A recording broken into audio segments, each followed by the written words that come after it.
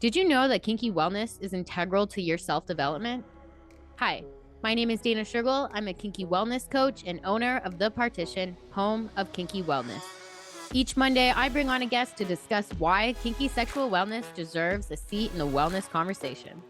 You can catch my solo shows on Wednesdays, but let's jump into it. Hey, and welcome back. Today, we are joined by Jenny. Jenny is the creative genius behind White Wave Design, which is a luxury boutique interior design company that specializes in intimate interiors for badass couples. Her work ranges from vanilla relationships to kink and BDSM lifestyles, to romance, to luxury comfort, to deep connection and seduction. Jenny really can design it all, and I'm excited to bring her on the show so we can discuss what it takes to design a home for pleasure and sex. So let's welcome Jenny to the show. Hello, Jenny. How are you doing today? I'm so great, Dana. Thank you for having me. Well, thank you for coming on the show. Today is going to be a very interesting episode as we're going to be diving into luxury designing for pleasure and sex. And I want to begin with a little bit of how you got into this specific niche when it comes to luxury designing. For sure. So it was a warm, sunny day. No, I'm joking. That's okay. I don't actually remember what the day was. No, but I've been doing work with the home and interior industry for about 20 years. And 2 years ago, I really found that I was just struggling sort of in the day to day of doing what you would refer to as standard design. So pretty much everything you see in every magazine, and they're all beautiful, but I just didn't feel the pull anymore. I wasn't passionate about it. Like I sort of lost my zest for design. So as happenstance, and sometimes universe takes you where you're supposed to go, I was reading a couple articles about gay couples that were fired from their vendor or had to come out to their wedding planners, and that didn't go well. So that got me really fired up. Wow. Yeah. And then, right?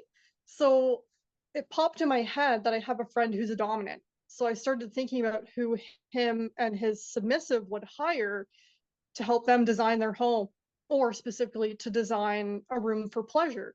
So that just honestly started the ball rolling, and it just felt like this big aha moment. And here we are. Here we are. Well, your designs are absolutely gorgeous. And so, do you want to Thank tell us a you. little bit about your company? For sure, I can. So I own White Wave Design, which is a luxury boutique interior design company that specializes in intimate interiors for couples, badass couples, I should clarify. And I serve those who want a romantic home. So that could range anywhere from a vanilla relationship to kink or BDSM lifestyle. So I run the gamut. I will do one room that's meant just for playroom, sex room, just where you really spend your time in pleasure. Then I'll also go through your whole home. So how you spend your time in your living room, in your kitchen, dining room, how if you entertain or you don't entertain. So it's the whole home as well, but still with a romantic lens. Absolutely. And that must be exciting. You must really get to know your clients on a personal level because you are dealing with such like intimacy and sex and just pleasure in general. Yes, I get to know them definitely on another level, which I'm so thankful and appreciative and honored that they would invite me into their home. And we discuss a lot of things that even their best friends don't know.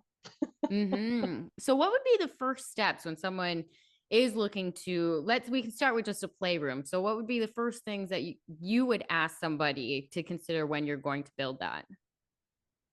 So for sure. So they'd start by filling out a form on my website so I can kind of really get a good idea of what they're looking for. I do a follow-up phone call just to see if we're the right fit, because whether timing or budget, contractor, builder, like those are all really important things, because I can make a beautiful design, but someone needs to create it. Mm-hmm. Then from there, we go into like preliminary meeting. So whether it's Zoom or in person, depending on location, we really deep dive into what they're looking for. And it's to help them feel more comfortable with me as well, because I have to get to know them really fast in a way that no one else knows them. And it took their partner years. I Yeah. have to know in a couple weeks, couple days. So there's a lot to it.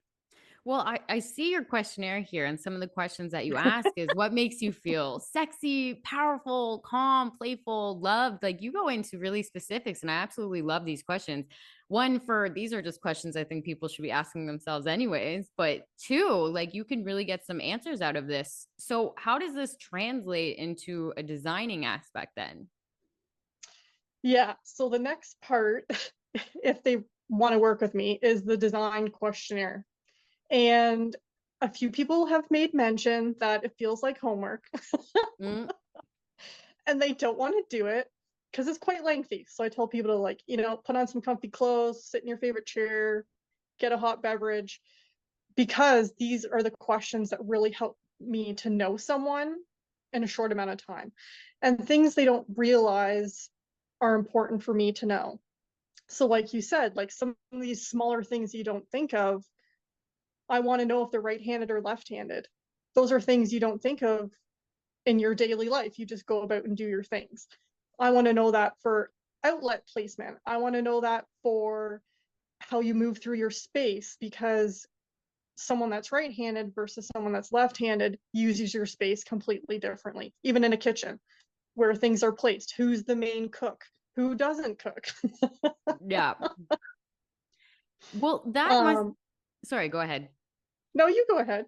Well, I was going to say, like, those tiny details, they go a long way. And I think that when you do start to get to know somebody on this level, it start almost like the pieces start to fall into place when you can build it for them. And Yes. one of the big things is you would have to design for their senses. And I'm wondering, how do you design for all senses when it comes to these type of things? So I focus on four. Taste, you're on your own. Okay. Yeah. um, so sight, obviously is a very big one. We're visual creatures. So, which this also sort of runs into color psychology, which I know is something we were going to chat about. So I might delve into that a little bit here. So everything we see, we interpret as data to some form or another. So even a texture on a fabric, we see the texture. We haven't even felt it yet. So you interpret what that feels like without actually touching it. You also interpret how the space feels by looking at it. Does it feel warm? Does it feel cold, without you actually paying attention to whether it actually is warm or cold? So we're interpreting a lot of data, even from our sight. Sound, again, are you on a busy street? Are you out in the country? What can you hear? Is there a creak in the floor? Is it an older home? Is there, birds tweeting outside? Do you love having the windows open? So things like that, like everything you can hear. Touch is huge and my favorite. Yeah. Again, we get a lot of information from touch. So everything we've seen, everything we've heard, then we get into how it actually feels. So sitting on the sofa, feeling that material that we interpreted was probably soft. Is it actually soft? Is it scratchy? Does it feel good on your skin? Do you want to cuddle on that sofa because it feels good? Is it uncomfortable? Is there a cushion? So there's, a lot to do with feel as well. And then scent. So I'm actually very sensitive to scent, and I'm very aware of my surroundings. So in my day-to-day life, sometimes that's frustrating, but for my job, it's really helpful. Are there candles going? Or like myself, you're sensitive, you don't have candles going. Do you love the smell of fresh air? It's just really paying attention to you in your space and how you want it to feel and how you interpret those feelings with your senses. Wonderful. Well, you mentioned that color definitely different, like is important, which is, of course it is. And I would like you to kind of go into how that is and how color affects our moods and different types of examples, if you're able to. For sure, I'd love to. So I'll start with white, just because it's very popular, but my least favorite. Mhm. I'll be very clear. So for every color, we all associate a positive or a negative association, whether it's from an experience in the past or something we've seen, or like myself, it just doesn't feel right. So we interpret, so for example, white, positive would be like it's neutral, it's hygienic, cleanliness, it feels refreshing, clarity, purity, sort of like a new start. But then the negative is coldness, barriers, unfriendliness, emptiness, right? So that's more the negative side. And effects on ourselves could be increased sense of sophistication and cleanliness. So again, depending how you interpret that color. So things you might think of, snow, especially up here in Muskoka, we got a little bit left on the ground. A crisp white business shirt, a hospital, a white dove, wedding dress. So again, it's some of those things are positive and some of those things we might see as negative. So I don't like white. I don't like coming into a space that's white. So it's different for every person. And then I'll do black just because it's my personal favorite. And I know you would mention red, so we can do that too. Yes. I think it's funny you don't like white, and white's in your company title.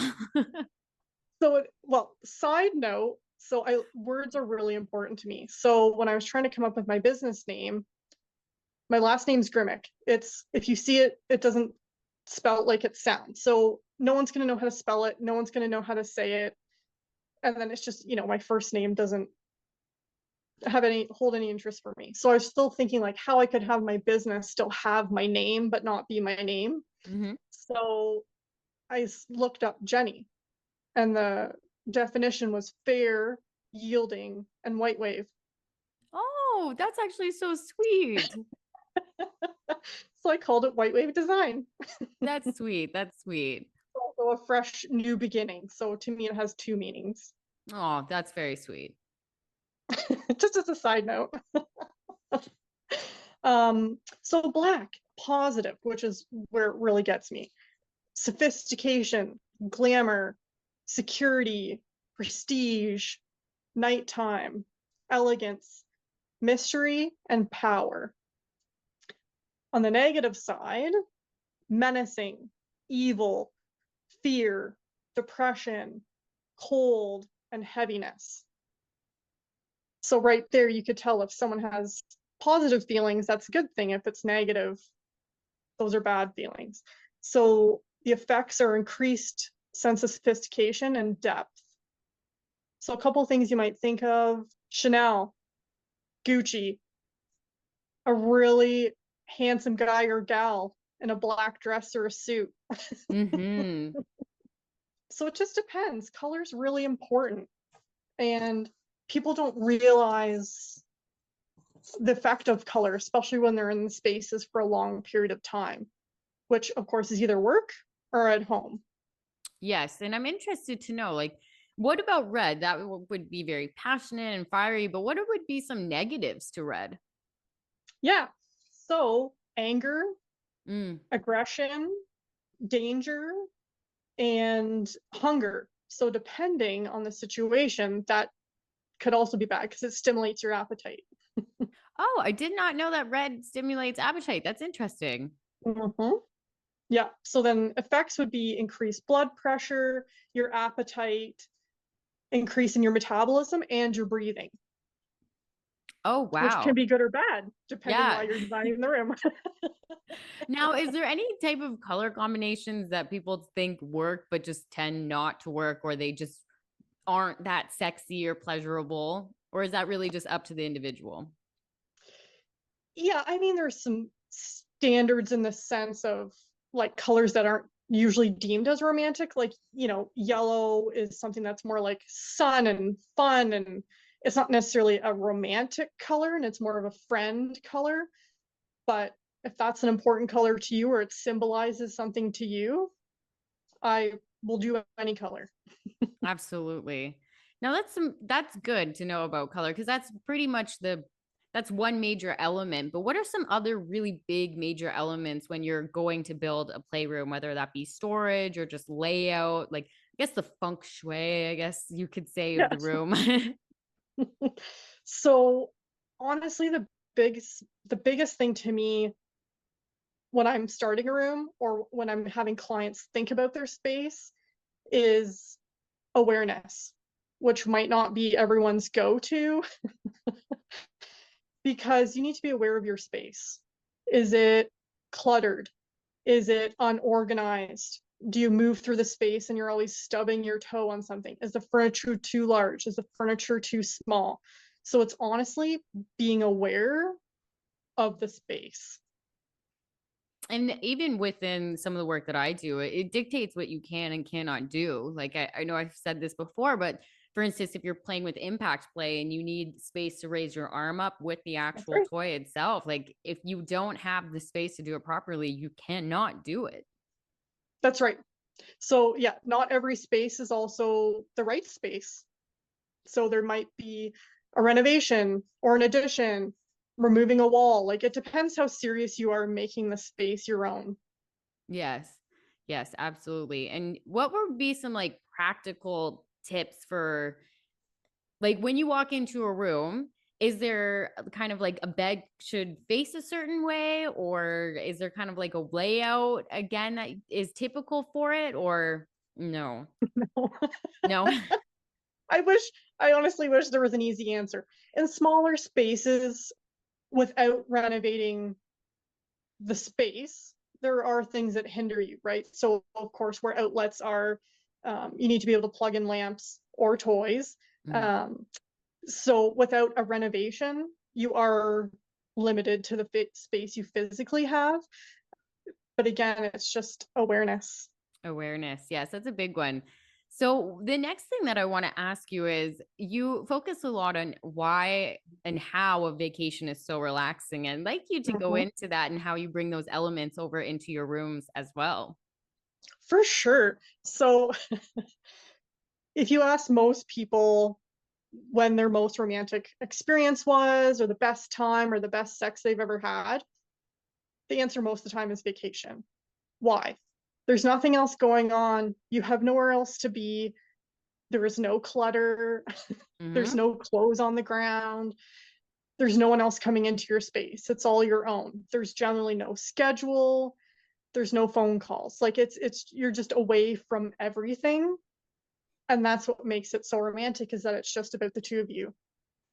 And generally it's also a very beautiful space. So it's well designed.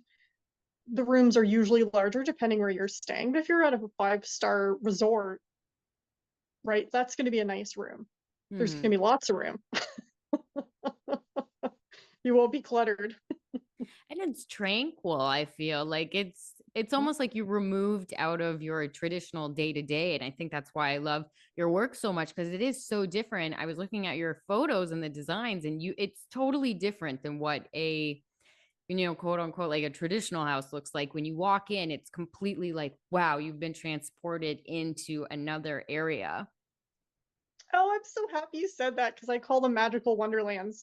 Oh, that's so cute. Well, they definitely are. And, but like for this, because there's, sex typically has a lot of toys and a lot of accessories, and there's things that go with it. How do you handle storage with this? So I love to be sneaky and I love hidden doors or hidden drawers, like things that you don't even know that they're there. That's my favorite. Nice. And then whether you need lock or key.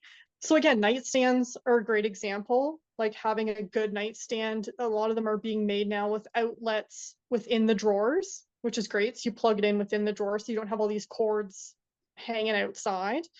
And less open storage. A lot of nightstands still come with just sort of one drawer on top. Get lots of drawers. Closets are a great space saver if you've got walk-in closets. You can do a lot with that. And it also helps with the intrigue and the mystery of what you're gonna bring out of the closet. Yeah, and hidden doors. So like building a wall out with paneling so that Mhm. you can open the panel, but when it's closed, you don't know it's there. So again, it's just fun. That's a dream. I have a dream of this. I know who I'm going to call, and it's just I want one of those things where it is secret. It's almost Yep. like I think that's so sexy and just in general, like it's also so hot. Like, ooh, look at my sexy hidden room over here. Like only the special ones get in. Like I love it so much. I think it's so cool. Well, and then you're in on the secret. It's part of the fun, right? Only you know what that actually is. And people, depending on the space or who we're designing it for, they might want it secret because family and friends might be coming to visit, but they play in their living room. So I've got to have it hidden. Right. So, because you do all types of rooms. So, how would you be able to bring that and translate that into other rooms of the home? So again, couple specific. And sorry, I do want to clarify when I say couple, I'm referring to a committed romantic relationship. So it could be two people, it could be a throuple, or it could also be a polyfamily. So I just want to make sure that I'm clear when I use the term couple, it's a wide varying of relationships. So taking all of those elements from your playroom specific and bringing them into your main area, again, is just being more creative. So having, like a coffee table that maybe has hidden restraint points underneath that are built in that you can't see unless you actually get up underneath the table. Beautiful antique looking dresser drawers that have keys. So it looks like a beautiful piece of antique furniture, but it's not. It was just made to look that way. No one's going to think anything of it.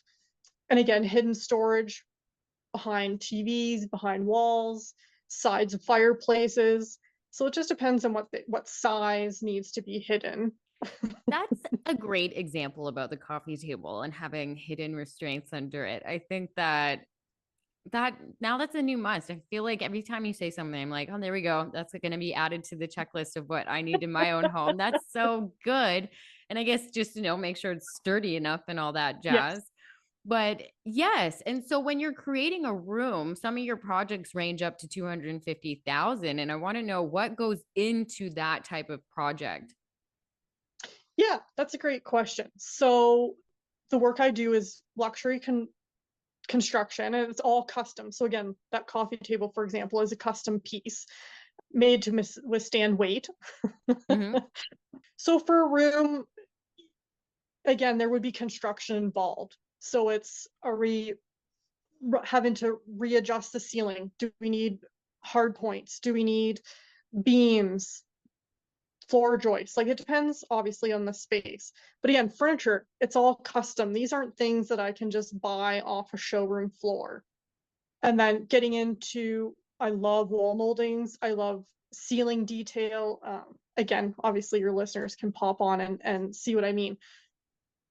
Good lighting is huge. One of my favorite things to pick. So again, like a beautiful chandelier. So in Smoke and Mirrors, which is the red and black space, if anyone looks it up, that's a beautiful handmade metal and crystal piece that's 5 feet wide and 4 feet tall. So it's a very large chandelier. So that needs to be taken into account. So I raised the ceiling 5 feet and I created a sunken floor for a sofa. Those things add up. Yes. But it sounds beautiful and totally worth it. I would agree. Can you explain some of your other designs now that I know that you have smoke and mirrors? That's one design, but you have a couple other ones. And if you could just outline those briefly. Oh, sure. So Stone Dream is a whiskey bar cigar lounge for a male gay throuple. They're busy. They want a space to come home, relax from travel where it's just for them. So I created 3 zones. So it's an L-shaped room. There's fireplace seating area, separate chair seating area, and then the bar. So it's a very large space, which again, why it adds up quickly because you need to furnish 3 spaces. And again, that's a space where family and friends may visit. So we have wax play, restraints, and one is a musician. So we have the guitars in the space. That's where that coffee table with the hidden restraints, because they might have guy friends over or people visiting. So it just looks like a really sexy lounge, but there's some secrets. And then Black Beauty is BDSM bedroom in a second home. So it's like the vacation spot. So that's where we were talking about that. So it has 6 hidden doors in 6? total. Oh my 6. goodness. Okay. Yep. So behind the headboard wall, there's 2, and they go into the his and hers closet.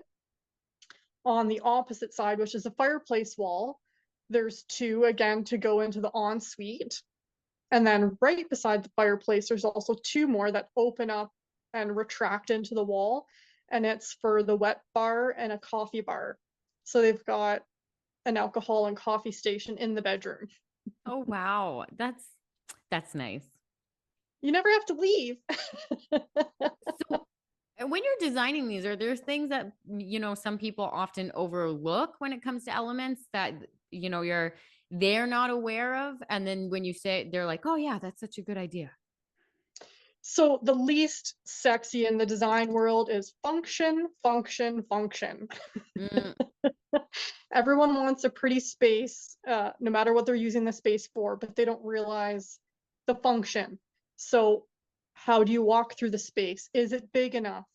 Again, getting into that, especially with flogging, it's like, do you have the ceiling height? Is there enough room around you? Is the room too cluttered with furniture? So again, just function. It's not the sexiest, but it's really important.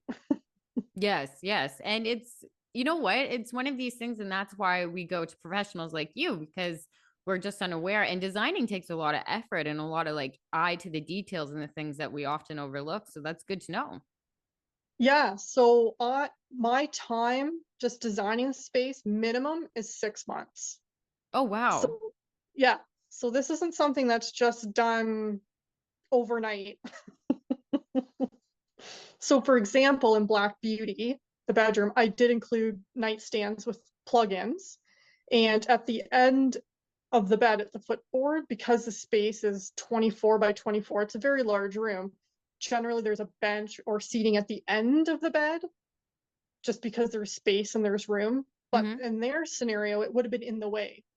So for function, I didn't include it. And then there's 2 separate chairs that swivel, which is fun. So then you can decide what view you want. Oh, that's cute. Yeah. So what's your favorite part about designing these homes?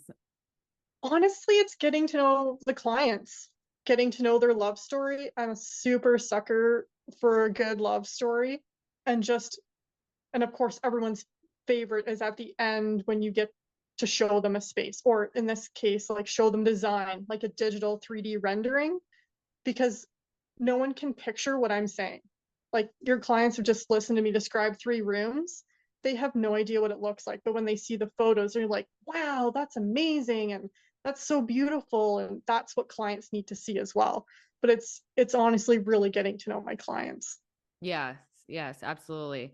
Now, for the BDSM side of it, and like, a Yeah. lot of people will think of like leather and things like that, but do you also help clients with how to clean these things after the fact, or just give tips on how to keep I guess, the texture and the furniture as best as they can? Yeah, so that's something we go into when we're having our initial client meeting, is how the space or home will be used. So if it is playroom specific, especially for the seating, flooring as well, I choose based on how they're going to play in the room.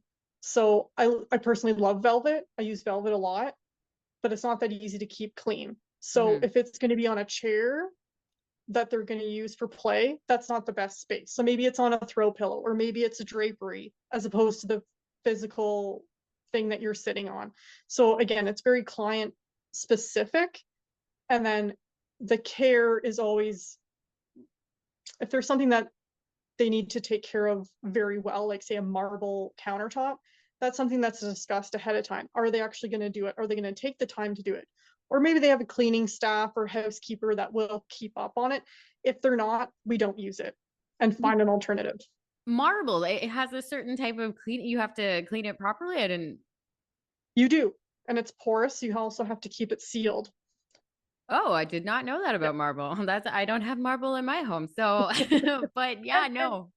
most people don't, just because of the care. And there's a higher budget associated with marble as well. So Mm-hmm. again, it's lifestyle. It's very lifestyle specific. Yeah, it just looks like something that you can just, in my opinion, that you could just clean like any other counter, but I guess not. That's good to know. Mm. But I've always That's had why this everybody uses quartz. quartz. Okay, good to know. But yeah, I've always have this discussion with friends whether or not you would have a carpet or not inside of a playroom. And personally, I just think that sounds like a lot of work to clean a carpet. Yes. But some people, you know what, they do love it. But what's your opinion? Do you think it's worth the cleaning of it or not so much? I'm gonna sound like a broken record, but honestly, it's so client specific. Oh yes. Okay. That's funny. But right. But those are the discussions we have ahead of time, like how much maintenance they actually want. And maintenance So, level is one of your questions as well, and that's very important. yep, the questionnaire that, it's the bane of everyone's existence. It makes sense in the end. Well, you ask about pets, you go into all Yep. sorts of things, and that would be in case like scratches or also cleaning as well. Cleaning as well, because again, I go through the whole home, Mm-hmm. Mm-hmm. right? But for playroom specific, yeah, like it depends on the scenario. So if they want warmth and comfort, installing in-floor heating would be a great idea, because then even if we did like a vinyl plank floor that looks like wood or that looks like porcelain, it's warmer on your feet because there's in-floor heat as opposed to having a cold floor. We could also get into, if say the submissive, as an example, gets cold after a scene, we always make sure there's blankets on hand or fuzzy socks so that if they're walking on the floor that doesn't have a carpet, they still have something warm on their feet. So it's the level of care and maintenance that they want to upkeep on a consistent basis. Yes. Yes. So these are, I feel like I'm learning a lot of tips and tricks out of this as well. So this is very Good. informative. Thank you so much. But when someone, like what are some things that you want people to know before they reach out to a designer? Like some kind of questionnaire, like I guess a thought that they should really focus on. Is it more like kind of figure out what they want in the room or in the play setting, or you guys do that together? Or are they supposed to come with some things to point you in the right direction? It's a bit of both. Honestly, I like having control of the main design, Mm-hmm. which I tell them up front. I'm very particular about what I do and what I create for them. So I don't like a lot of guidelines in the design sense. But if they're like, hey, we love going to this one club, it's got these elements, we love a spanking bench, or we need, like specific things that they want for the room, absolutely. But when it comes to creating magic for my clients, I really need the freedom to be able to do that. So we definitely discuss it. I don't create something that they won't like, but I do like having their input, obviously, because I need to create for them. But most clients have no idea. Yes. Okay. Well, I feel like it's hard. For me personally, I think that there's so many things that I want, and they all kind of look different. Like sometimes I want it to look more like Moulin Rouge, but then I love your black designs that are like sexy and sultry. And so I feel like mine might be almost like too cluttered, and you got to like dial it back a little bit. Less is more. Less is more. You'll see in a lot of my designs, there isn't any clutter. There's limited artwork. It's very soft and soothing, even though they're bold colors, because it's less stressful on your eye. So I would definitely be reining that in. Yes. And so actually to that point about designs, like textiles and like patterns on the wall, that can be quite busy and almost zap some of the, I guess, like sexual energy out if it's too busy. No? Yeah, so perfect example would be between with Black Beauty and Stone Dream. They're very tone on tone. One's navy, one's black. There's a bit of texture with a grass cloth wallpaper, but overall your eye just floats around. There isn't one thing that your eye lands on. Mhm. So they're both meant to be soothing, relaxing.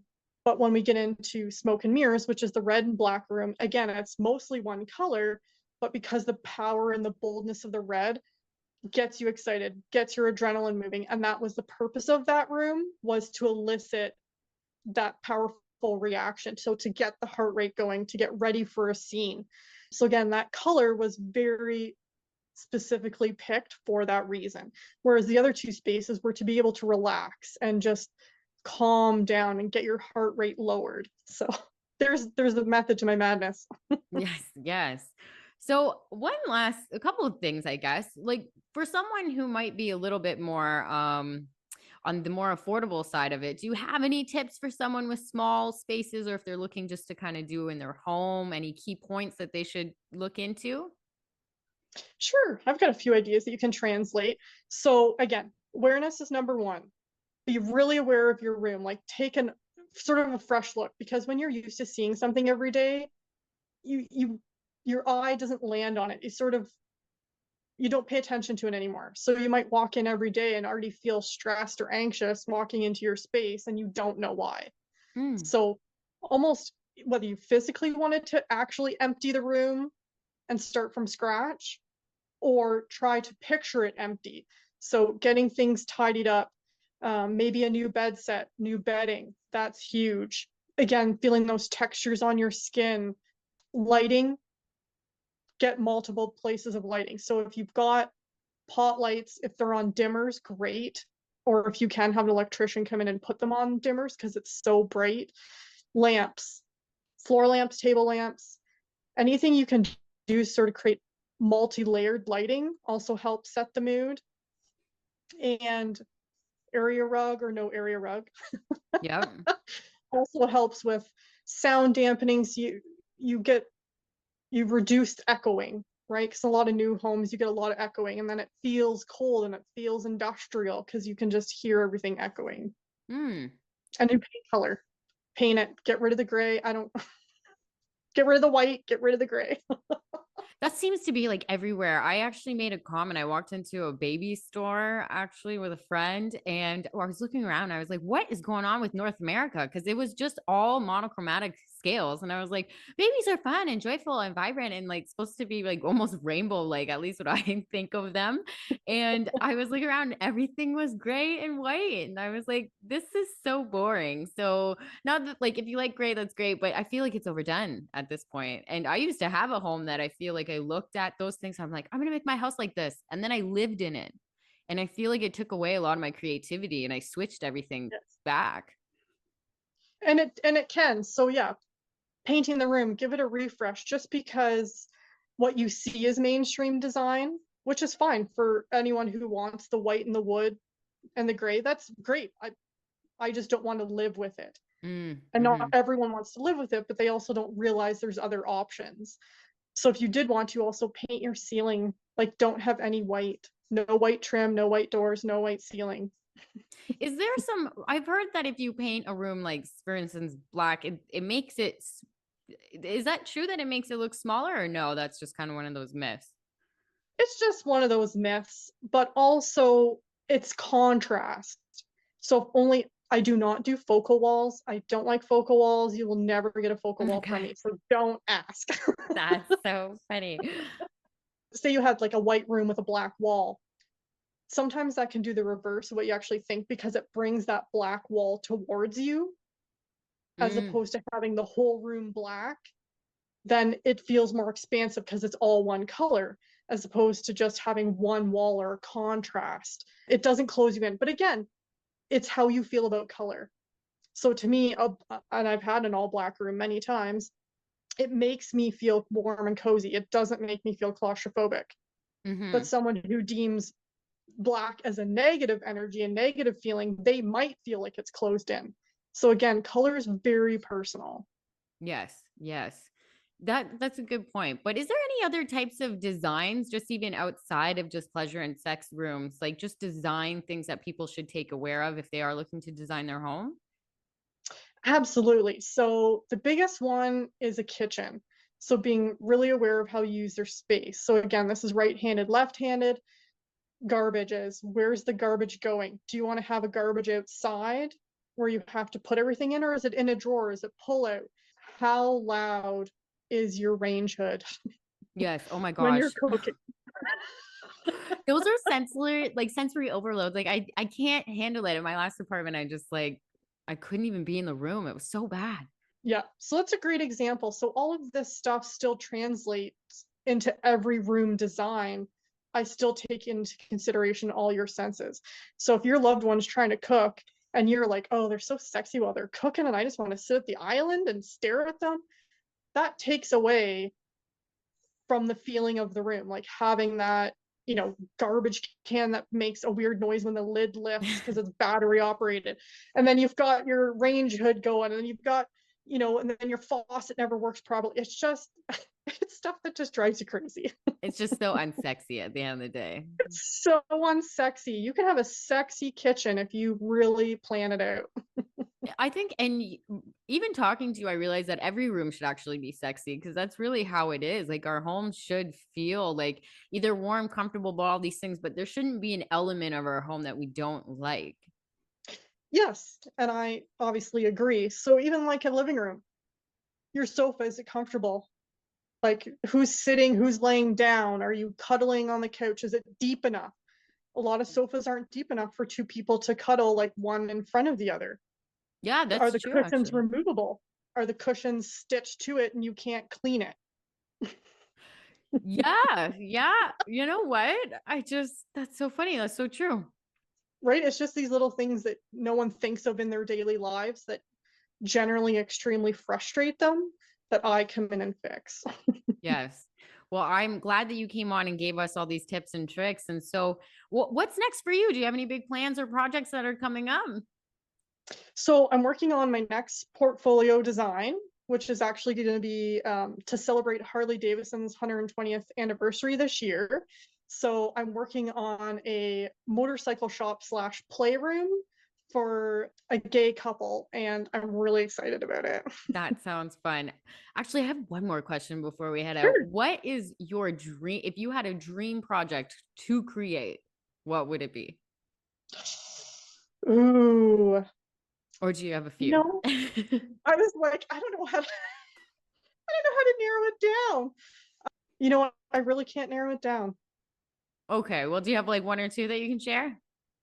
I would love to be able to do a space that's really bold and colorful with a lot of pattern, because it would put me out of my comfort zone, Mhm. because I do a lot of tone on tone. So a couple that was really into color and pattern, I would love to do that. And another one would be, of course, a Muskoka cottage That's log cute. home. Absolutely. Absolutely. So, for my listeners, where can they find you and reach out to you if they want to get in contact? Absolutely. So my website is whitewavedesign.ca, and Instagram is also whitewavedesign. Wonderful. Well, thank you so much again for coming on the show. And for my listeners, I will see you guys on Wednesday. And as always, stay kinky.